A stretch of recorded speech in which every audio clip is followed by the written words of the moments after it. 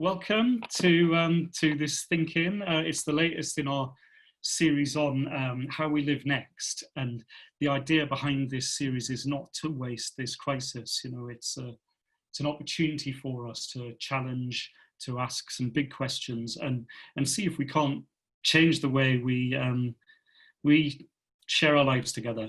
So the big question we're going to be asking tonight is, how do we build neighbourhood communities that last? And I can see already that, you know, some of you were here last week when we talked about devolving power away from national government. So you know how a thinking goes and you know how Zoom goes. But just to remind everyone, you know, we've got some guests who are going to help inform the conversation. But, you know, this isn't a panel discussion, it's an open editorial meeting. We want to hear your ideas and your views, and we have that one simple rule, of course, that there are no questions. We want to know what you think. So we'll get to it, but let me just whiz you through the things about Zoom that you need to know. I'm sure you've, like me, been spending your life in these meetings. But just to whiz through, so you're automatically muted when you join, but you can attract my attention, and my colleague Merapi is going to be the chat moderator. So, you know, there's often the best conversation really goes on in the margin there, and usually there are people. There's Merapi. She's about a mile up the road from me, so I think we count as our own little community. So that's good.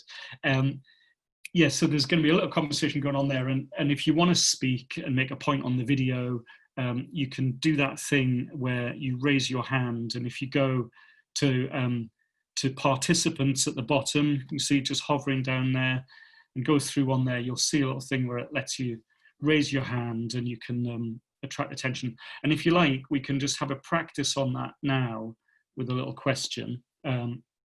So just to get us in the mood. Raise your hand if you know your neighbour's name.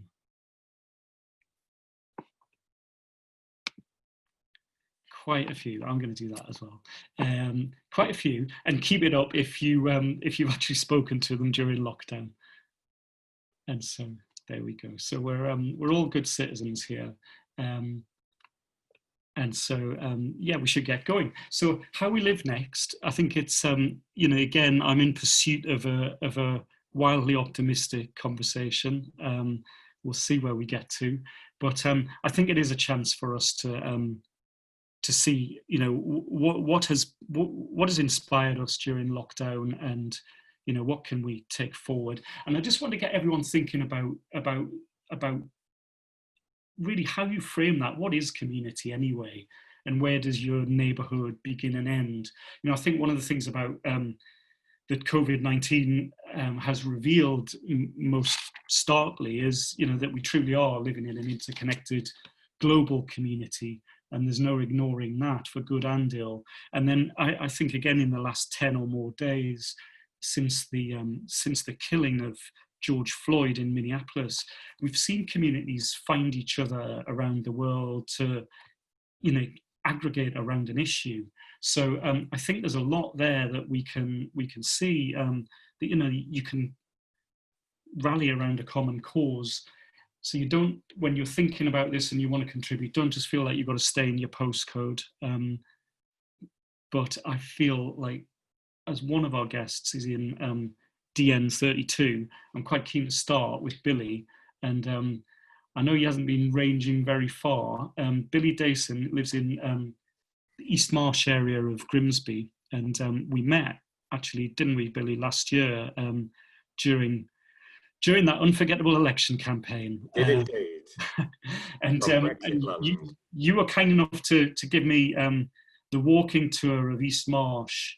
And I wonder if you could just virtually help everyone just to get a sense of place. What's it like where you live?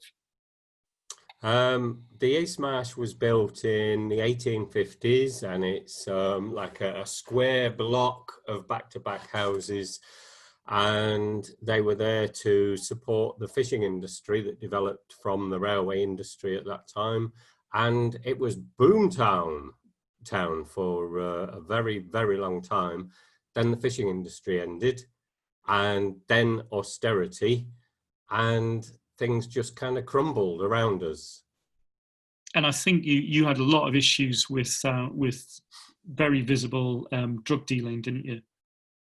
Well, we had what we didn't know then were county lines gangs. So we had people from metropolises from all over the country, actually, with lines of command and supply, using local kids and bringing in quite intimidating outsiders as well. And really, they just kind of took over our neighbourhood. So what did you do about it?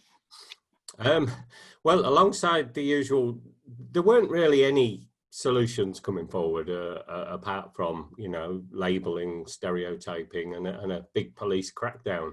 So me and a gang of other locals kind of got together, and we used the broken windows theory to kind of conceptualize it. Not the bit that says, crack down, zero tolerance, but the bit that says actually even the kind of smallest broken window in a house will lead to other broken windows. And if you apply that to a neighborhood, then you get things like litter and graffiti and wheelie bins spilling rubbish all over and boarded up houses, etc., etc.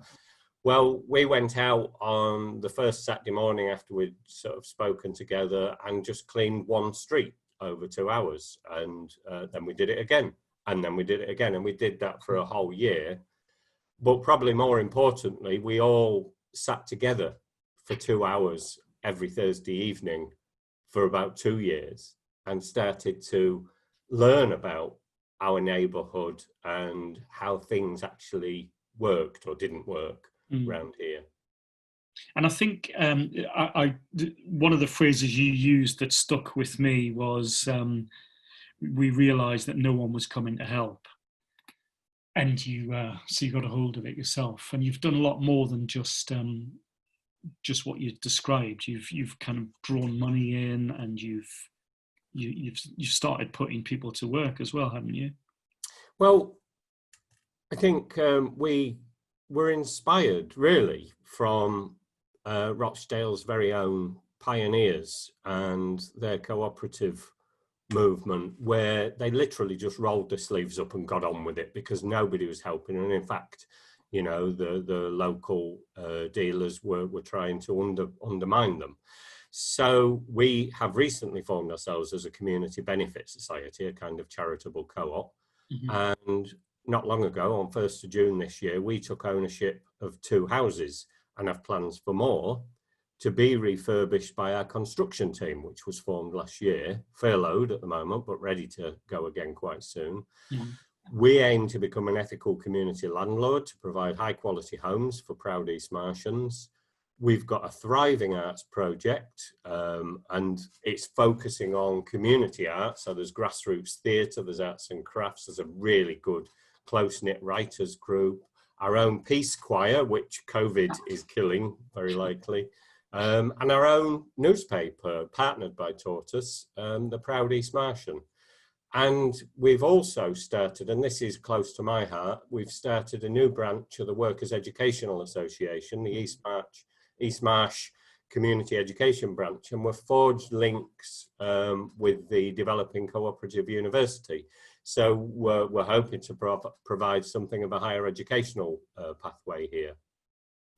So at this point, is there anybody who does not want to move to Grimsby? Because amazing, right? It's not glowing. I mean, one of the things you said at the end of the blurb here was that the East Marsh is rising, and it's great and it's lovely to see and it's lovely to have that support. But actually, it can be really, really hard, and we very often feel that we're still on our own. There's still nobody coming to help us, So, however, I mean, one of the most inspiring things that happened to us just pre-shutdown, literally days before the shutdown, we had a visit from another community group, the Voice for Deptford, and a handful of their guys, and this was facilitated by a couple of wonderful academics from Goldsmiths.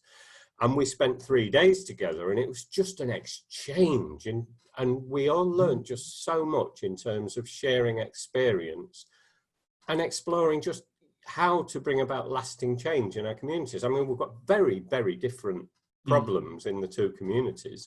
Theirs is that land is at a premium and people are being squeezed out. Ours is that it's all just falling apart, and you know, wealth is being extracted by landlords living away from here, kind of thing. Yeah. But the experience itself of just kind of networking with this other community group was phenomenal. It was really rich. Yes. Well, listen, that's a brilliant start, Billy. Thank you so much for that. I'm going to just come to Alex, if I can. Alex Smith. How are we doing? Hi, David.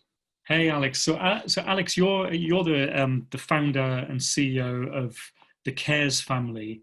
I'm hoping you're going to be able to just tell us what you've built, and also I'm hoping you're going to be able to tell us about Fred. Fred's reputation precedes him. Do you know what, just to start quickly, I'm so glad that no one is coming to help. There have been a lot of management consultants, a lot of government operatives, a lot of departments and consultants that have made a cock of this for a very long time. And one of the things that inspires me is that people in communities have incredible agency. So long as they know one another and so long as they nurture those relationships. It always strikes me that 72% of people in the UK think that knowing their neighbours is important, and 73% don't know their neighbours themselves. So to come to your question, I founded North London Cares in the area that I was born and raised in 2011. Partly because I was always inspired by other people who didn't wait for big government or big business or big charity to come and fix a problem that was right in front of their own eyes, because people in communities have the best solutions. And when I kind of had that concept and met an older man in my community when I was a council candidate in my local area. He was a guy who lived down the road from me. I was knocking on doors trying to get people to come out and vote. And a long story short, he and I became friends. An 84-year-old man and a 25-year-old who lived in the same area but didn't know one another, or at least didn't think that they knew one another. Because as we became friends, it turned out that Fred and I had a history. He had set up and run the shop that was my favourite place growing up in North London when I was a kid, a shop called Escapade, which sells fancy dress costumes and stink bombs and all the things that your parents don't want you to have when you're 6 years old. So we had met 20 or 25 years before, but we'd become estranged from one another. And that was detrimental to him because he'd fallen into isolation. He hadn't been out of his house for 3 months. And it was detrimental to me because I didn't know enough about the heritage and the power of those local relationships that existed right around me. As ever in this world, it's who you know that counts and not just what you know. So through that relationship and the inspiration that Fred gave me, I built firstly North London Cares, thinking it was going to be a local project. And the first time I ever heard the expression South London Cares was when somebody asked me, why isn't there one of these in my community? And my answer was, where do you live? And the person who asked the question said, I live in Brixton. And I said, well, you do it. And the second time I heard the expression South London Cares was when I was speaking to somebody trying to invite them to our board. And she said, I will become the chair of trustees of North London Cares on the condition that we do this where I live, because I think it's important and amazing. I said, why, where do you live? And she said, Brixton. So by that point, I think we had that kind of local community agency to try and make a difference. And what we do is we bring older people like Fred and younger people like me. I was younger then, together to share time and laughter and new experiences and build more of that power in relationships so that people can navigate a changing world. And again, I mean, just to finish that point, you've said to me that it's not a carer model where, you know, somehow, you know, the older members of the community are relying on, you know, young'uns to come in and look after them. It's very much a sort of mutual relationship. And I think particularly in lockdown, you know, the issue of loneliness and isolation has been just as profound for young people. And from what you've said, there's a lovely sort of interplay going on where people are looking after one another. Yeah, I mean, it's actually really beautiful to see the solidarity between generations. We knew that loneliness was as big a danger for young people as it has been for older people. We knew this 9-10 years ago when we started. That's why we have mutual relationships that matter to both groups at the very heart of our model and how we do what we do. We use the word neighbours to describe both the older and the younger participants, because obviously you can't be a neighbour on your own. It implies a relationship with somebody close to you. And so that's always been at the heart of our model. But as we've adapted our programs for COVID-19, we've realised something new, which is that older people are providing emotional connection, solidarity, and resilience for younger people who trend more towards fear and anxiety. And older people are being somebody to turn to. They're providing friendship, they're providing companionship for younger people who are feeling that anxiety. And obviously there's, in the next 10 years, we're going to have a period of social isolation, shielding, and distancing. Hopefully it won't last that long. But in particular, the messaging in the country is around that being the case for older people. And meanwhile, we're going to have economic isolation for lots of younger people who have sacrificed so much, staying indoors, sacrificed so much of their own youth and lives. And there's a solidarity in that. And I think that's something that we need to build on, so that the generations are not divided and coming further apart. And actually there is that unity over a longer period of time. Yes, absolutely. And again, I mean, that's not going to get less urgent as we get towards the end of the year, and a lot of people's jobs that have been held together by furlough come under threat. I'm just going to turn to Angela Spence, if I could.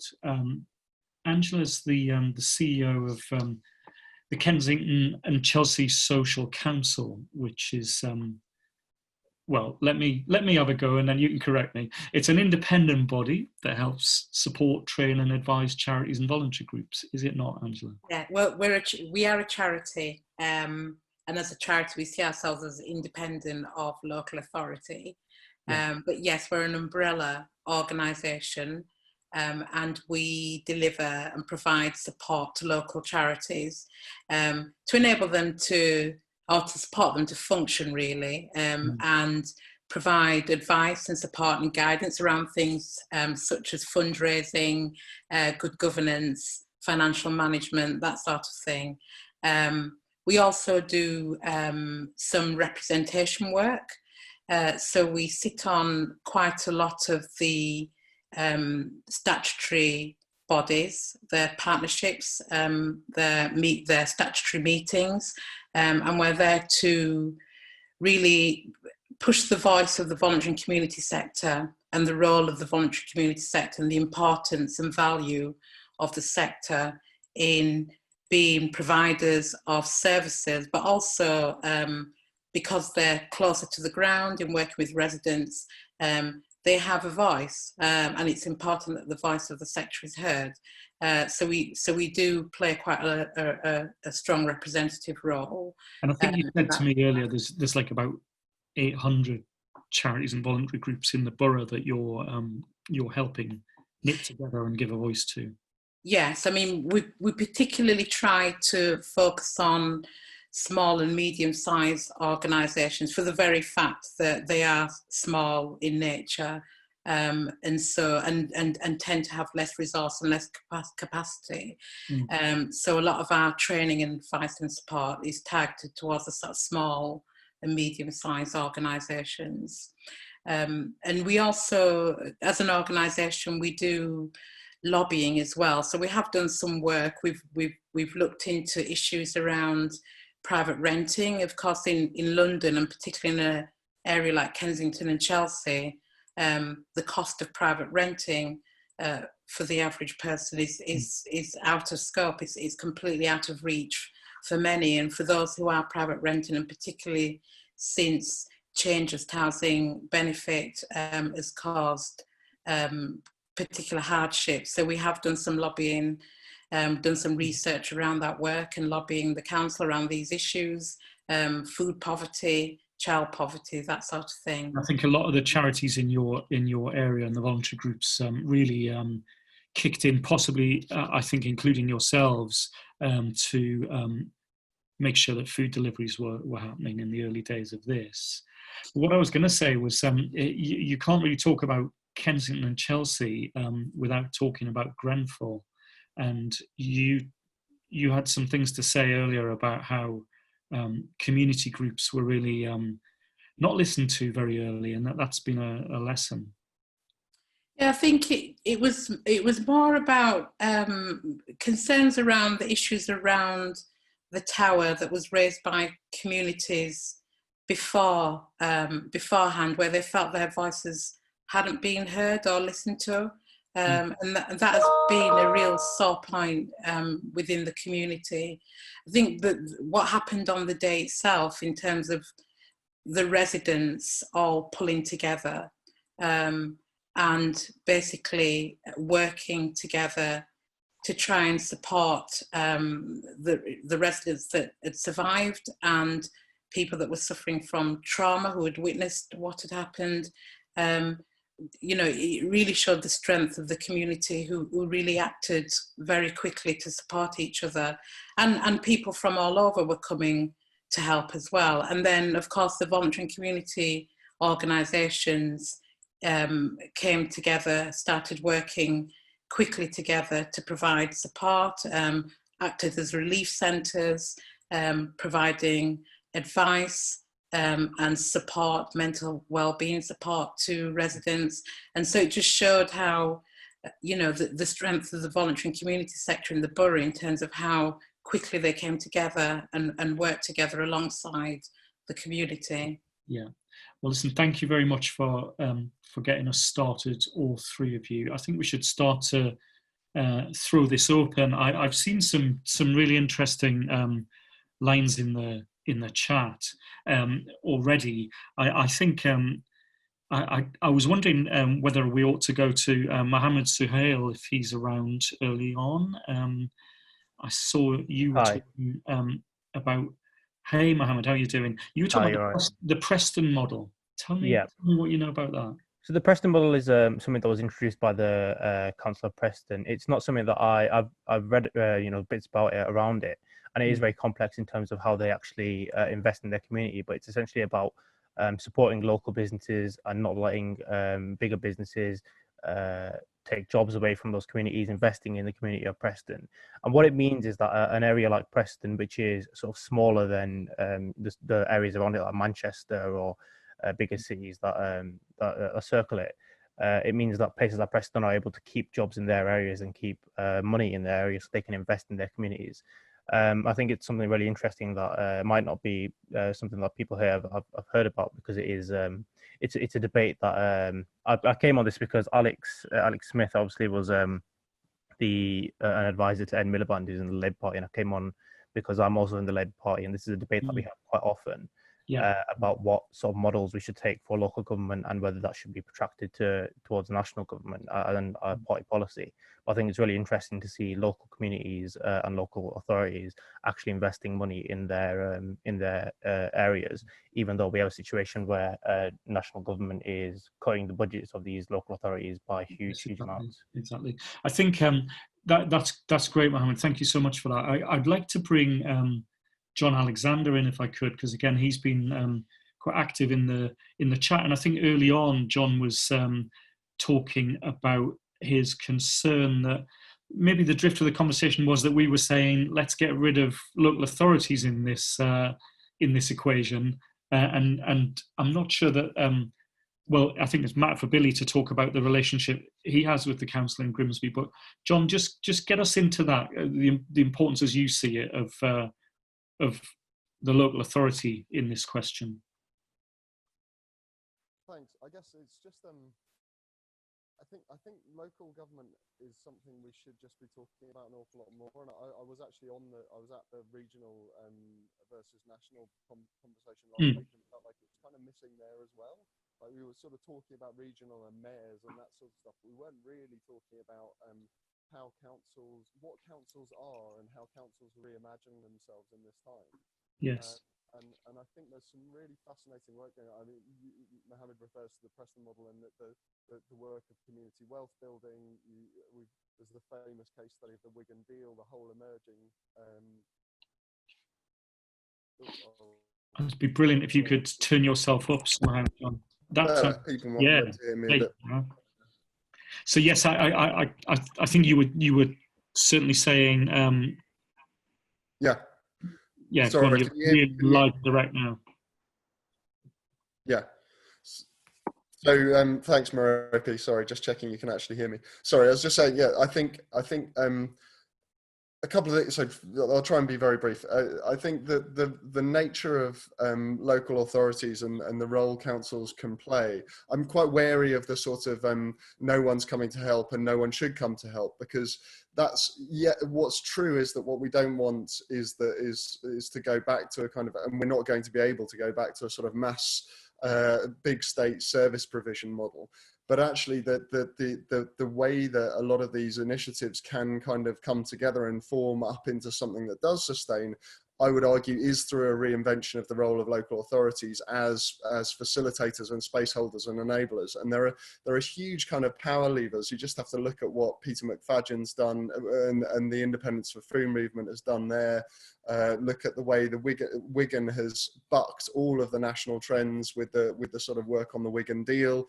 In COVID, look at councils like Kirklees, where rather than kind of steaming in and trying to do everything for everyone, they've come in underneath the grassroots movements, but enabled them and equip them with the safeguarding and other things that just aren't automatically available in grassroots work, and made those things able to sustain. And I guess ultimately what I would be saying, what I think we could and should be talking about is like, how do we reclaim what councils are? Because they've become a kind of, I would agree, like what they were isn't that great. They've become kind of turn-upocracies, I think is the phrase, and a lot of that has to be broken down. But to sort of throw the baby out with the bathwater of kind of how we can run our society at a local level, and actually people have power over their own situations. Those are really important vehicles, and particularly in the UK, to be ignoring that, to not be sort of looking directly at that, when there's huge amounts of evidence around the world that countries where power is distributed and meaningful local government structures are in place are dealing far better with COVID, and at the same time we've got our central government effectively attacking local government at this precise moment. And you're right to say, actually, you're right to call out the fact that it can be a sort of media trope, can't it, to take pot shots at profligacy or waste or something like that in local authorities, and it's been a sort of a trope of coverage in many newspapers for decades, really, and certainly suits the agendas of central government, whatever stripe they may be. I'm just going to chuck that back to Billy quite quickly. Just give us 30 seconds, Billy, on what your relationship's like with the local authority. Oh yeah, mixed. There are for sure plenty of good people at the council. The problem is, and I agree with almost everything that John just said, and the key question is, how do we reclaim what councils are? But our experience has really been that, yeah, this I've never heard that before, that turn-upism kind of mentality. They're kind of zombie structures to a great extent. And I used to think of the council, before I worked with the community, as the local authority, but they're not anymore. They're just kind of they're the money holder, and they pass on to other services, and they're not really responsive at all to local people, unless there's something really just blows up, and then they put things into action. So I really like the Preston model. That's why we formed a cooperative to look at wealth development, wealth growth, but that is driven by the council. So that's kind of hard here. We've got kind of a neoliberal corporate managerialist kind of culture there, which kind of stops thinking, I think. But the Froome model, now that's interesting. And I think if all of the different wards in Grimsby put 2 or 3 councillors up from each of the community groups, we could actually direct the whole council in one go. And I think that's where we have to look at moving, because they're just not responsive. And certainly what Angela was saying about, you know, the Grenfell group and everything not being heard, well, take the power somehow, take the power. Yes, yes. But I think there's definitely, I'm interested to hear what people think about this. We talk a lot at Tortoise about everyone having a seat at the table, and that's the ambition of these conversations.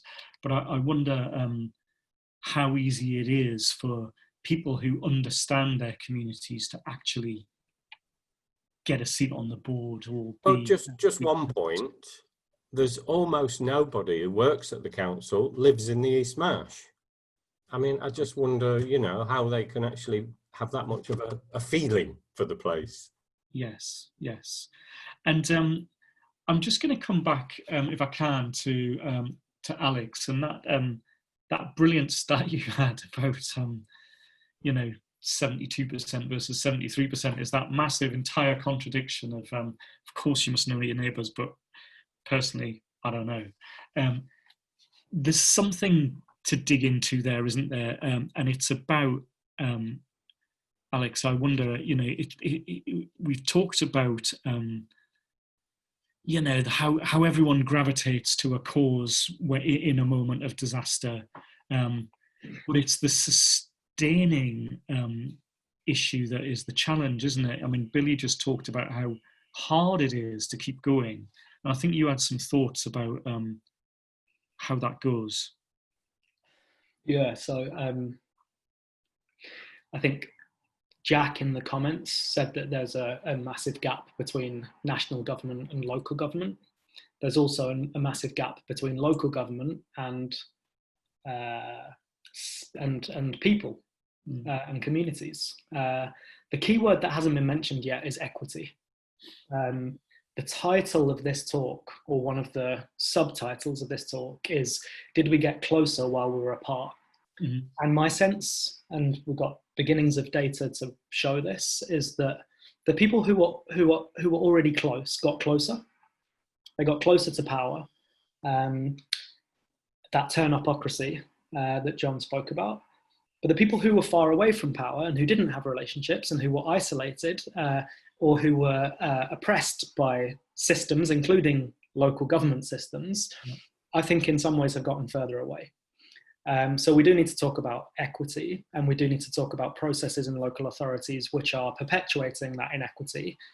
But to your point, I think, yes, there is, you know, a guy called Alex Evans has brought together a lot of brilliant research about how when there is a crisis, whether a natural disaster or a war or a pandemic, that there is an initial massive mobilization of people who do already have that agency and those relationships in local communities in particular, but that it expands in that moment of crisis. Huge mobilization that then drops off very quickly and very steeply, and it drops off into a point of despair. I think we're seeing some of that now around the world. That despair can be manipulated by dark forces out in the world. It can lead to polarization. It can lead to authoritarianism. I think we're seeing some of that in the world right now. Clearly, we are in that moment of difficulty after the initial mobilization. And part of that is happening because of the inequity in systems. Obviously, the Black Lives Matter movement has really highlighted that in the last week on the particular issue of racism. But you know, it strikes me that 750,000 people signed up to the NHS volunteering scheme, but most of them were furloughed basically from that responsibility because the system couldn't deliver. Meanwhile, more than 750,000 people have volunteered in their local community or gotten to know their neighbours or delivered something or been helpful locally. Way more than 750,000 people have done that. So there is this sense of agency in communities, but I think that power when challenged, whether big national and international governments and corporations, power when challenged seldom opens up. More often than not, it doubles down because it's scared.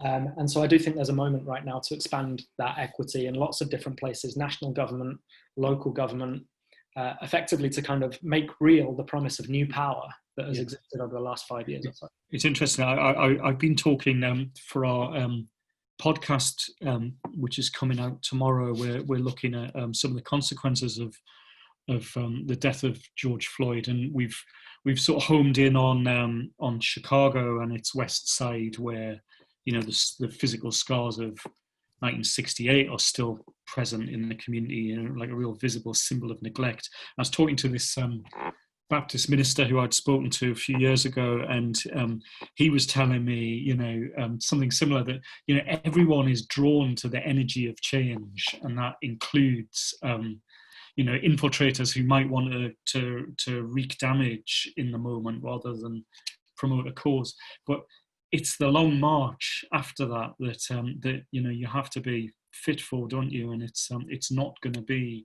overnight change, even if you can do something really visible and dramatic, like kick over a statue. It's not the same as dealing with systemic change, which is what we're the hard bit of what we're trying to do in communities. I'm intrigued to know if anyone wants to jump in on how WhatsApp or Facebook has saved their lives during lockdown. Has it brought you closer in a community, or has it cemented relationships that were already there? So if there's anyone, Merapi, who you feel has been good on that point, I'm interested to go there. A couple of people have mentioned it, but I will say what I said at the start. I can't raise my hand, by the way, as a chat function person, so I'm just going to say that I barely knew anyone on my road except for my direct neighbour before the start of this, and as a result of this, I set up a sort of WhatsApp group, and now almost everyone on the road is included. Someone 2 doors down collects food every week to take to the food bank on behalf of the road. When it was my daughter's birthday, everyone went out into their gardens to sing her happy birthday. It's been a really positive, it's the one really positive thing to come out of lockdown. And I think there were other people on the chat earlier, can see Nico's raised his hand, I don't know if it's about that, but I know other people said that they had similar stories. So I just wanted to jump in and say that. Thank you. Let's see. I can see a few blue hands have gone up now. It's not about that, but he has his hand up. But some others' hands have gone up. Let's start with Sally on. Let's see, Sally, what you want to say. Hi, David. So I live in Newcastle. I think we've met before. Yes, you do. We have met before. Digitally. Nice. I live in a middle class area. So all the things about WhatsApp groups, Facebook groups, people helping has come out. And my partner's actually in a digital choir downstairs as I'm speaking. But I do worry if it is the doing to people. So yes, in our street, we've done the food bank collections and those good things, and picking up medications and doing things like that. But I would like to know about other parts of the city, which I am picking up informally because I work with many charities. So I just wonder how much of this is a middle class comfortable conversation, because there are a lot of people out there who are excluded digitally, whether through age or data or device or whatever. And it could be that I think that point that Alex made, and other people have said this, that whatever you went into with the crisis, before the crisis, you will get more of that coming out. Yes, I mean, I certainly, I think that's true that you can amplify issues, but I mean, I would say having done the walking tour of the East Marsh, I'm not sure that that's a comfortable middle class area in any way. It's probably one of the most deprived areas of Europe, I think, in fact, rather than not only Grimsby. So okay, well, I'll see who else. Nico, I think Nico MacDonald has got his hand up as well. It'd be nice to hear your contribution. Nico, are you with us? Yeah, I'm with you. Hold on a minute. Hello again. Yeah, you're on many devices at once by the sound of it. Can you hear me? Yeah. You're good. You're good. I think Nico's talked himself out. Hi there. Can you hear me now? Yes, we can. Yeah. So just a story. I mean, it's sort of almost the negative story about this.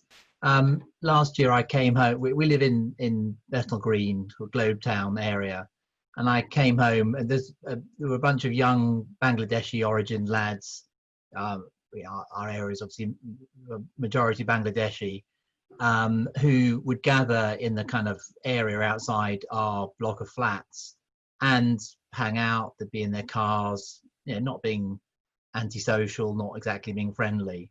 And I came home one evening and there were about 9 armed policemen from Limehouse Station there because someone had reported, I think, a knife or some such. Mm-hmm. I never found out who. And it was pretty intimidating. You don't often see armed police in London, and certainly not 9 of them in a residential area. So I intervened sort of moderately, gently, and said, what's going on? Why are the police responding in this way? And, essentially, I don't know whether I calmed down the situation, but just tried to show that someone gave a toss about what was going on and didn't think it was appropriate way to respond. And the police were fairly friendly and explained a bit more about what was going on. They didn't find anything. They eventually dispersed, and I kept chatting to the lads, every time I came home, and they were there, and just trying to find out a bit more about them. And it just occurred to me more generally. I mean, there were not, some of them I guess probably had families. They were sort of between 20 and 30, but partly flagged up. Just there was nowhere really for young people to go in the evening, particularly if they're from Muslim families and they don't drink, and it's a kind of strange thing that I don't know why they wanted to be out every evening hanging out with each other, but I guess that's explicable. So I guess it's just a sort of general point about communities and the lack. I mean, what youth centres we had around here have gone largely.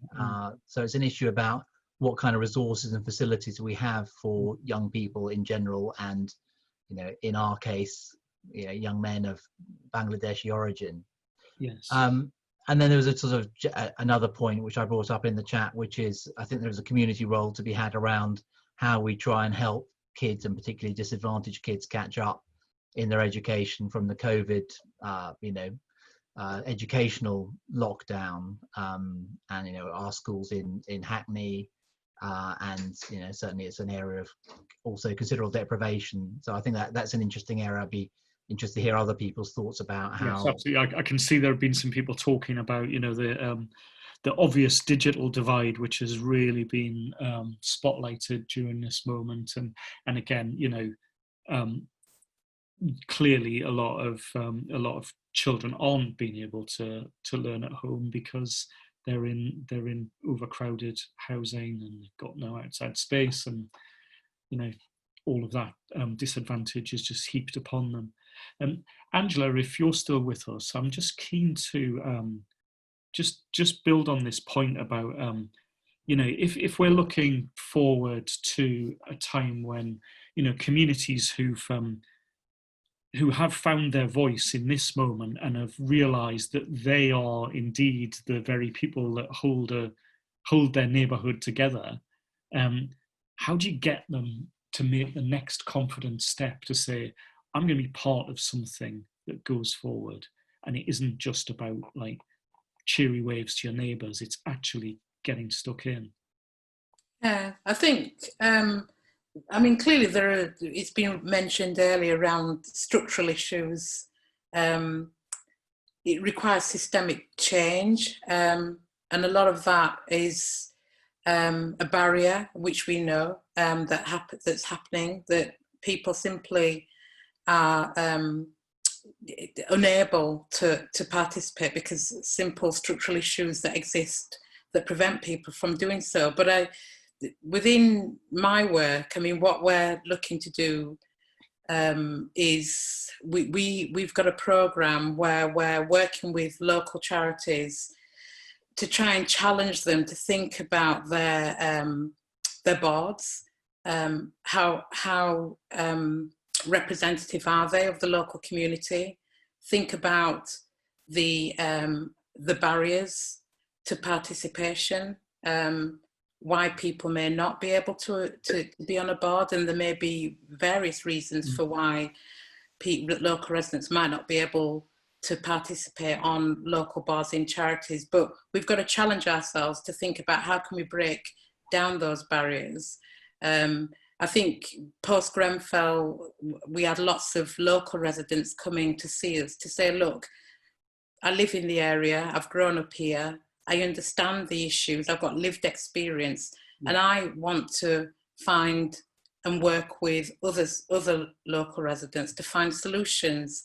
I've got ideas about what I want to do. Can you help and advise me on what process I need to go through to set up an organisation which is led by local residents that live in the area and understand the issues they want to try and solve. And I think, you know, I think the one thing that I did definitely see coming out of Grenfell was that.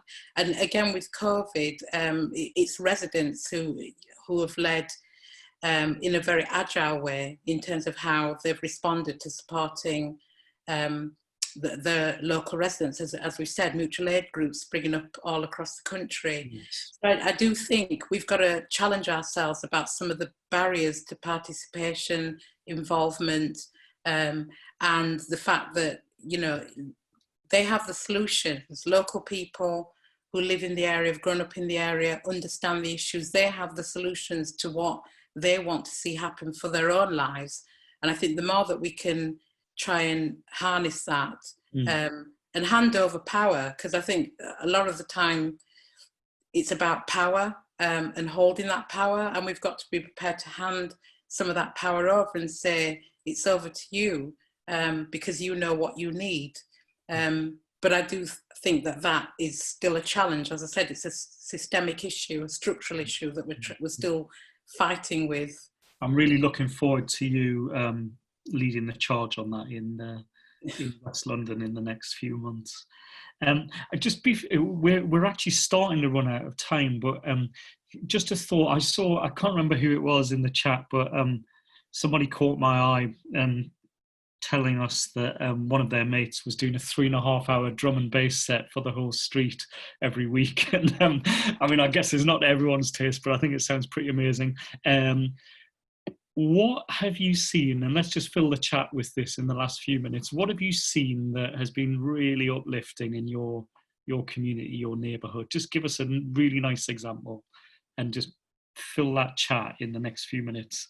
And I'm just going to go, if I could, back to Billy, because we're probably starting to reach the end of the conversation. But if I could throw that type of question to you, Billy, what's the thing that you've seen in the last few weeks that has given you a light bulb moment where you think, all right, I know what we need to do next? Statues in Bristol. Ooh, go on.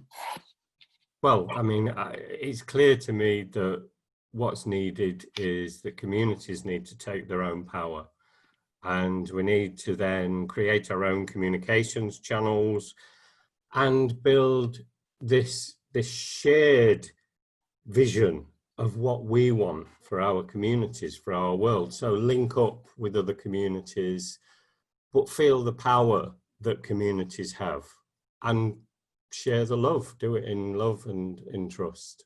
Mm-hmm, mm-hmm. Very good. Alex, I'm just going to bounce to you, if I could, and ask you the same thing. What's on your mind? What do you want to preserve? What have you seen that you think is a game changer going forward? I think the Black Lives Matter movement is a game changer when it comes to racial inequity. I think this is a cheat, but if I can, I'll share an essay that I wrote afterwards or in the chat. There's one idea in there that might sound counterintuitive, but that I think is really important, and that is to convert the now defunct Department for Leaving the European Union, with all of its budget, into a Department for Connection. And although what I said earlier, I stand by that government can't do this stuff, a big budget with a big department doing research and unleashing power into relationships and into communities through big government grants with lower barriers on commissioning and expectations and language, and low is not really the right expression, but more accessible to real people in real communities. I think could unleash more of the type of positive community connection that we've seen in the last 3 months, and it could stick for the next 30 years.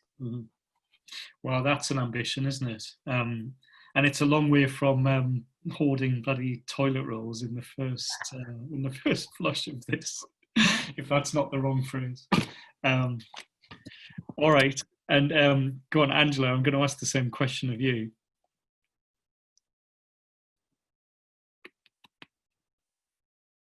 Are you with us? So yeah, what's the big thing that you want to hold on to? I think Angela needs to unmute. Right, I've got it. Go on. We have, during COVID, we've worked in partnership quite closely with the council, with the NHS, to look at how we respond quickly and in a agile way to the challenges that we've faced with COVID. And we've been working closely with residents all together in partnership. And I think, we've got to think much more closely about how we work together in partnership to solve some of these real structural issues that we're facing. It can't be done individually. It's got to be through greater understanding of where we're each coming from. We're all coming from different experiences, and we can only do that, learn from each other by working closely together. So I think certainly going forward, I'd like to see closer collaboration between different partners.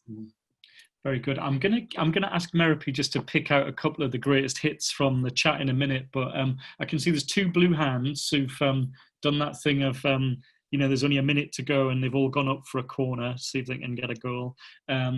Andy Fleetwood first of all, and then we're going to come to Sarah straight after that, if we could. Hi. Andy.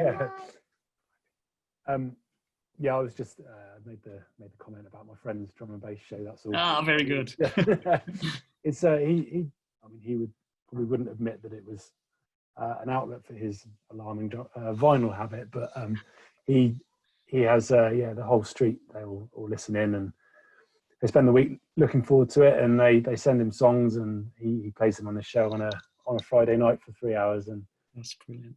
So to be clear, he is actually doing this digitally rather than like blasting it out into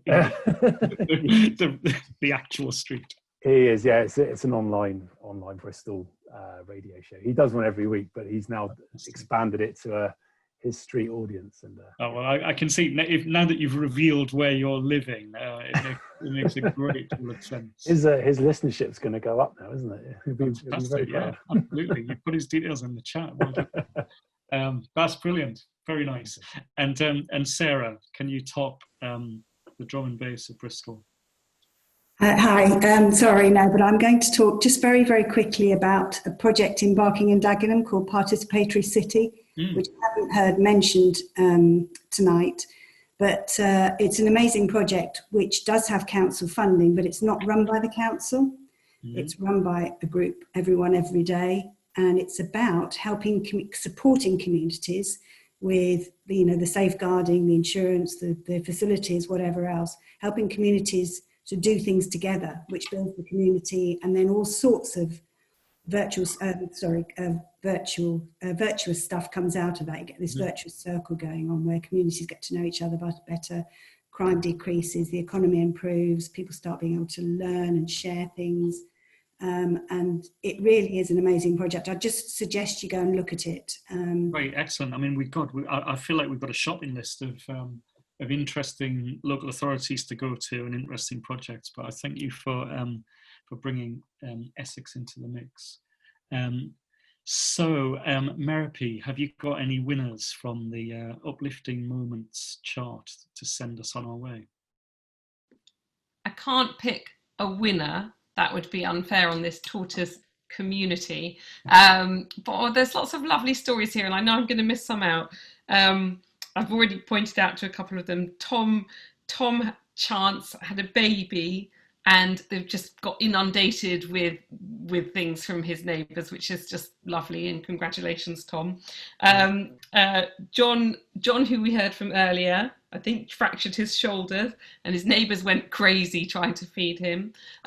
Lucy, I think it's Lucy Buck, who said that they turned their old telephone kiosk into a community larder and book exchange to continue the sort of sharing economy without needing to touch each other, I presume. And then Bex, here's Bex. I was aware that my husband and I were the youngest people on our street, so we sent out a message for support to say we were there for them if they needed, including shopping or doing odd jobs. But it ended up that they were the ones bringing food delivery from their local farms that they saw Bex was working throughout the whole lockdown, as she is NHS. So thank you for that. I mean, you know, just there's loads of stories here.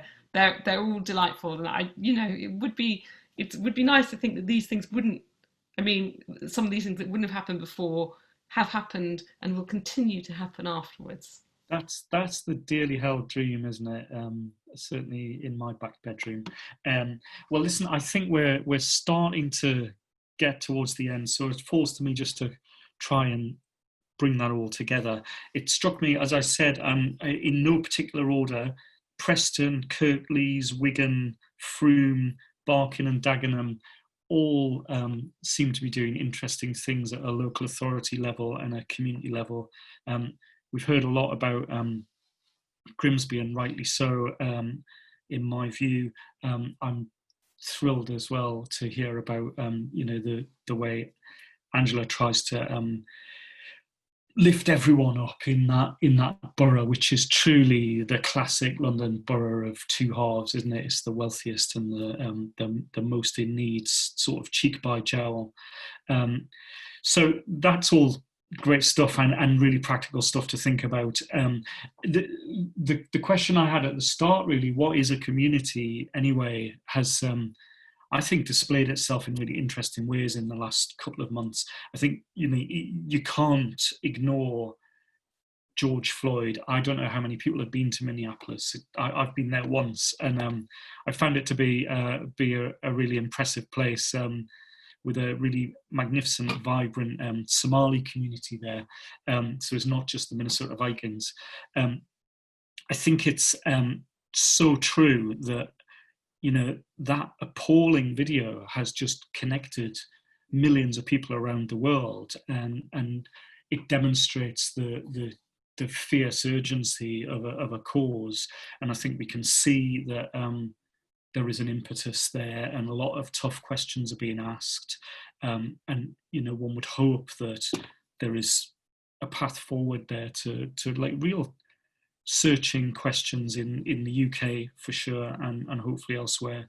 I think that again, in that Tortoise guiding principle of give everyone a seat at the table, seems very important to me that people who've stepped up in their communities should be shown a way forward, once we come out of lockdown, because there are pressing jobs to do in every neighbourhood, and I think it is it's galvanizing to be able to take control of your own destiny, and would that it were the case that local authorities picked up Angela's suggestion and broke down the barriers to participation.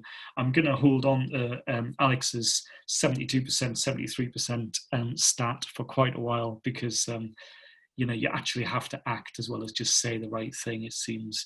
And I think that I'm going to just big up Grimsby one more time and give the final thought to something which Billy said, because I went to what I thought was a pretty run down at heel neighbourhood, and I thought, oh my God, this is on a December day going to be a grim thing, and I walked away from it just feeling like really charged up by what was going on in that neighbourhood.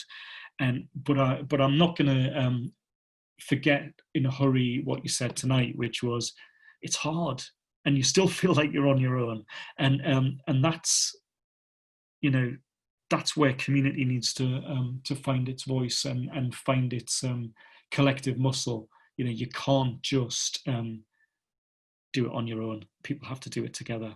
So in that spirit, I'm not sure where our journalism will go next, but you've given us a lot of leads, and I'm really hoping that, you know, as the year goes on, we'll do a lot of interesting work on how we live next.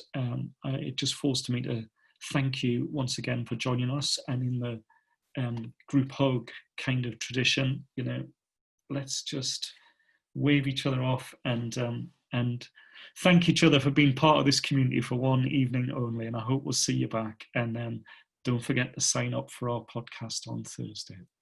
All right. Thanks, guys. Good to see you. Cheers.